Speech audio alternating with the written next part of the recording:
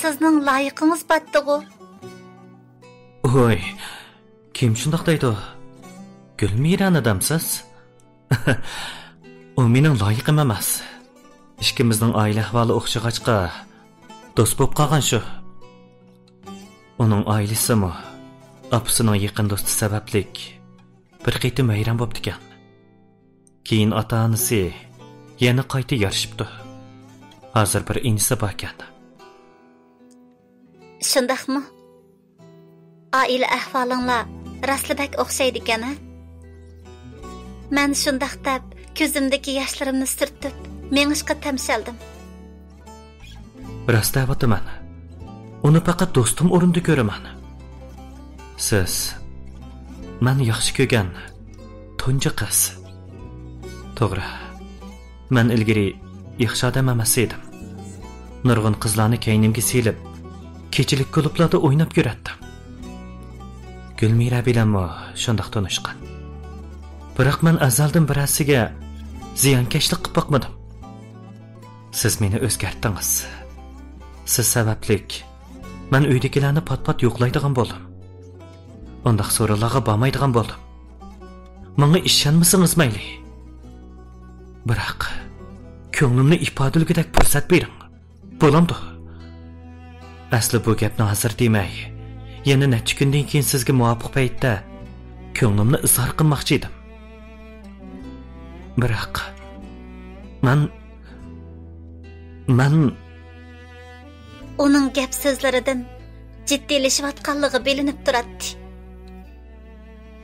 Soat 7dan eshibdi. Tilxatni olmasangiz mayli.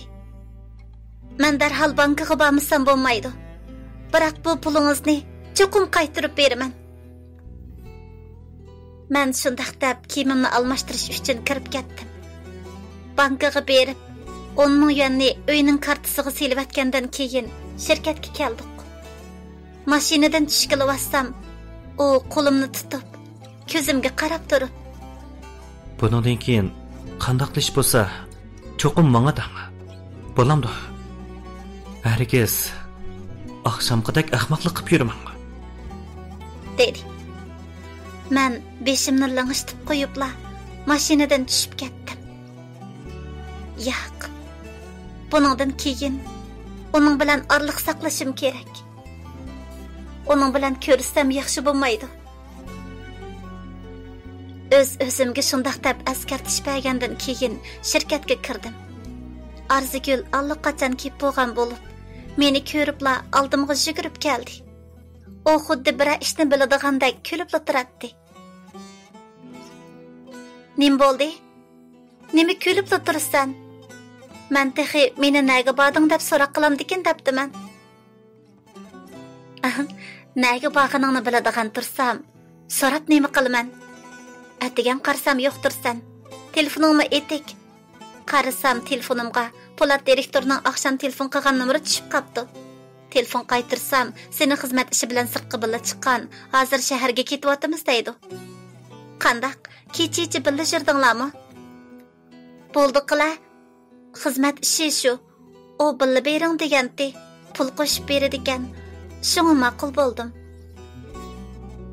Arzigul mening pulga ehtiyojligimni bilgachga, gapimga ishonib qoldi. Buni hech kim bilmasin jimi? Voy demasangmi bilaman. Qaraganda Polat uningga boshqa gap qilmagan chig'i.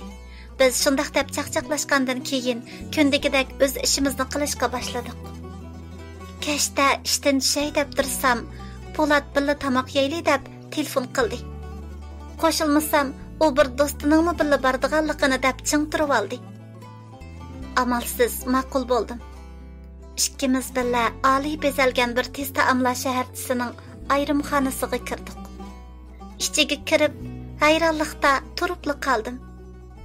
Chunki Polatning bizni saqlayotgan do'sti boshqa birisi emas, dal ocham Gulmira edi. U meni ko'ribla chiroyi teximi tutilib ketdi. Biroq yanala chandirmay turib, "Keldinglarmi? Qani o'ltiringlar," dedi. Men zada qanday qilishimni bilmay chandirmaslikqa tirishib o'ltirdim. Sizlarga bir-biringlarni tanishtirib qo'yay. Bu yoq bo'lsa, mening qiz do'stim Gulnaz. Bu yoq bo'lsa, men sizga gapini qilib bergan do'stim Gulmira bo'ladi. Polatning gapini anglab, jiddiylashganimdan achamga qaradim. Uni bundaq deydi deb faqatla o'ylamagandim. Acham menga ko'zlarini chaqchaytib qarab o'ltiradi. Xuddi meni hozirla yavetadigandak. Polatmu faqat birga tamoq yeymiz degan. Nima deb achamga bundaq gapni qilib shiriydiganda deyman. Jiddiylashganimdan u yerda o'ltirish bakli qiyinga to'xtayotdi. Shuning bilan tozalik uyiga chiqib kirishni bahona qilib, u yerdan ketib qoldim. Degandek, acham uyga berishimgila menga telefon qilib, meni birmuncha haqoratlab, popozi qilgan bo'ldi. Polatmu necha qatim telefon qildi. Almadim. Oxiri telefonni aytib Atsi ishga borganda u meni ishxonasini tozalab berishga chaqirdi. Ishxonaga kirishimgila u eshikni yepib etib, mendan "Sizning loyiqim deb qo'yganimga shuncha xafa bo'lib ketdingizmi? Meni kechiring. Bo'lamdi. Hargiz xato tushunmang. Men faqat Gulmiraga o'zimning sizni yaxshi ko'rganligimni bildirib qo'yay degan." Nima deb uningga bildirib qo'ysiz? Chunki u meni yaxshi ko'radi ekan. Biroq mening yaxshi ko'radiganim siz. Shunlashqa bundaq ishlarning balduroq oxirlashgani yaxshi. Uning degani to'g'ri edi. Demisimi, navada birsini yaxshi ko'rmasa, bundaq vaqtida bir taraf qilgan yaxshi. Lekin bu o'yinga oji-singil ikkimizning aralashib qolgani qiziq. Bo'ldi. Sizni xato tushunmadim. Ham sizdan ranjimadim. Faqat axsham kayfiyatim sal yaxshi emas. Shunga sizga gap qilmay ketib qoldim. Meni kechiring. Oningdan oji-singil ikkimizning munosabatini yoshirishga tirishib-atdim. Nimaga kechirim so'raysiz? Menmi sizning ko'nglingizni o'ylashmabdiman. Men texi sizni menga pul berib turgani uchun o'zini cho'ng ko'rsatib, xohlaganini qilyotidi deb o'ylab qoldimikin deb bak ansirgan edim. Nima deb undaq o'ylab qolgandekman? Undan keyin meni bo'lsa undaq yerlarga boshlab bormisingiz? Biz yanala orliq saqlab, burunqidek o'taylik.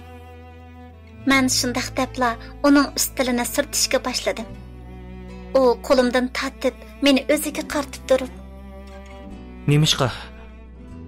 Meni yaratmayapsiz? Men o'zgarsam bo'ladi. Siz qandoq bo'lishimni xohlasangiz, men shundoq o'zgaray. Bo'lamdi." Yo'q. Men sizni yaratmadim emas. Faqat hozir bundaq ishlarni o'ylashqadek vaqtim yo'q. Men gapimni tugatibla ishxonadan chiqib ketdim. Shu kunidan boshlab uningdan burunqidimmi bakrak o'zimni ep qochdim. Arliqda acham 2 qitim izlab kelib, rosa tillib elib ketib qoldi.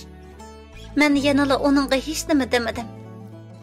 O ishlar oz kelgandek, Keremga beradigan pulning muddati to'shadiganga 2 oydan ko'proq vaqt qolgan bo'lib, yana 20 ming yen botdi. Bu pulni qandaqmi qilaman?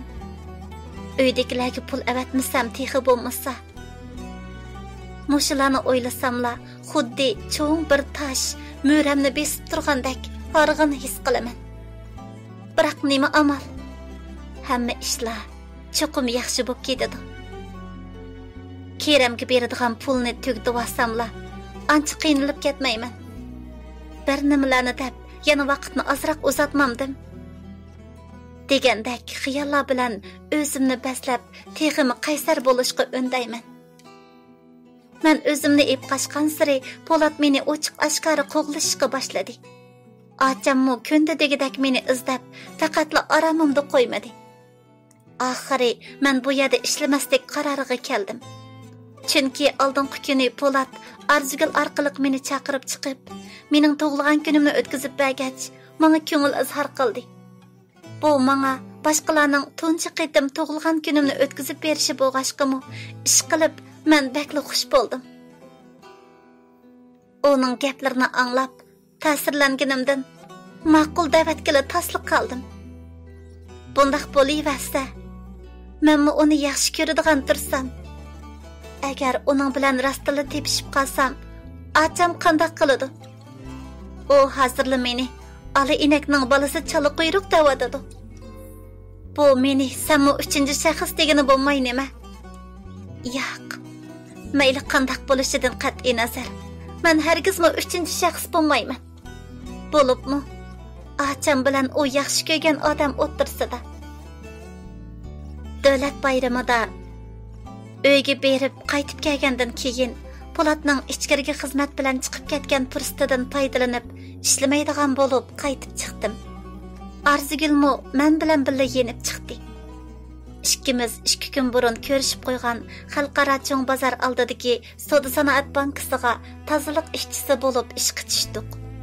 Bu yerda ishlayotganimizga bir oy bo'lay degan bir kuni ishdan tushib, bankaning oldiga chiqishimga Po'lat xuddi yerdan o'ngandekla oldimda paydo bo'ldi. Mendan qochib, mushu yerga kelib olganmidingiz? Bilamsiz, bu kunlarda sizni topolmay sarang bo'layli dedim. Uning gaplarini anglab, ichimdan jig'i olashdi. Chunki menmi uni shunchalik sevgan, ko'rishga intizor bo'lgan emasmi? Biroq taslikda o'zimni tutib elib, uningga yanada so'qoq muomala qildim. Nada ishlasam, o o'zimning ishi. Sizning buncha avara bo'lishingizning hojati yo'q. Men shundoq deb ketmoqchi bo'ldim. Biz paranglashaylik. U shundoq deb qo'limdan tatqinicha meni mashinaga chiqardi. Nima qilyapsiz? Mashinani to'xtating. Mashina biz 3 oy burun paranglashgan yiliqi piyodalar ko'chasiga kelib to'xtadi. Dal shu ko'cha, dal shu o'rindiq. O mashinadan tushib, qo'limdan tatib, biz burun paranglashgan ashu o'rindiqqa akilib o'ltirg'izdi. Menga danga, zodi nemish bo'ldi? Nemish qimandan o'zingizni buncha elib qochsiz? Men bir ishni xato qilib, ko'nglingizni ranjitdimmi? Sherikim bekla og'rib ketyapti.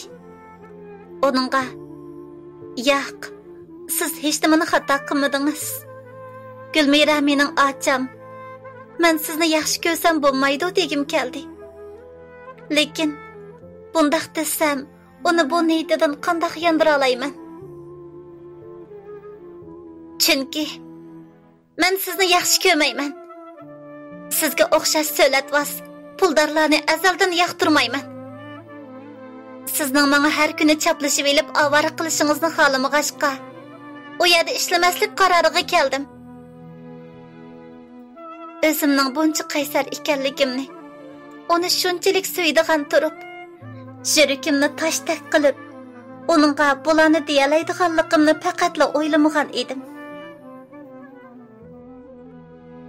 Nima? Demak, men sizni avara qildim. Sizga chaplashib oldim.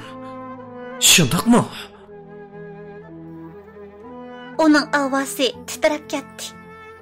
Aniqki, o yig'layotdi. Shundaq. Faqat meni avara qilmasingizlar. Men shuningga xo'sh. Men shundaq debla ketib qoldim. Biroq shirikim uning bilan birga qilib qoldi. Ah, dunyo. Men nimani xato qildim? Menga nimishqa bundaq chaqchaq qilasan? Nimishqa? Ko'zlarimdan yoshlar taramlab, xuddi yepi o'zilgan marjondek mangsimni bo'ylab sirg'ib tushmoqda.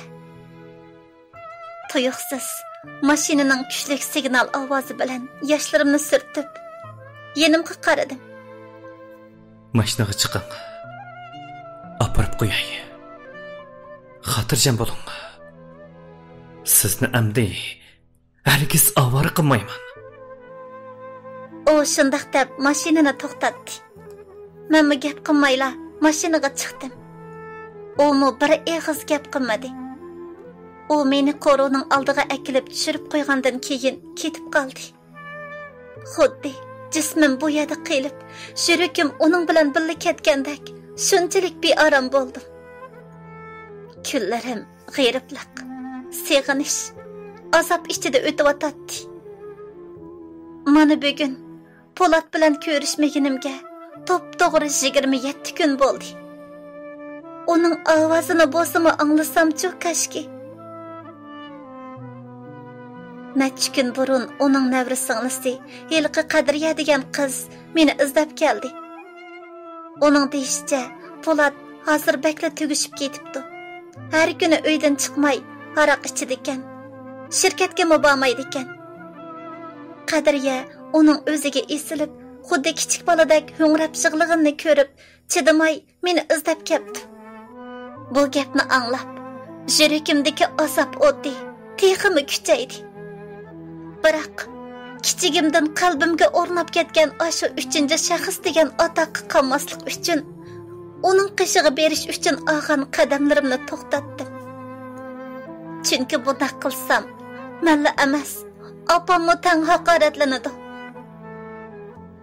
Bugunmi ishdan tushib, Arzugul bilan uyda o'ltirdik. Acham telefon qilib ko'rishni aytdi. Uning bilan haftada 2-3 qatim ko'rishib turish odatga aylanib ketgan bo'g'ash, o'ylanmayla uning qishig'i chiqdim. Kim bilsin, uning menga qari qo'lini yana bir qatim sunadig'ini. Men Qoroning oldiga chiqsam, u bir mashinadan tushdi. Qishig'i berishim qila mashinadan ishga tushib, meni ishtirib mashinaga soldi. Sallanim qilmoqchi. Meni qo'yib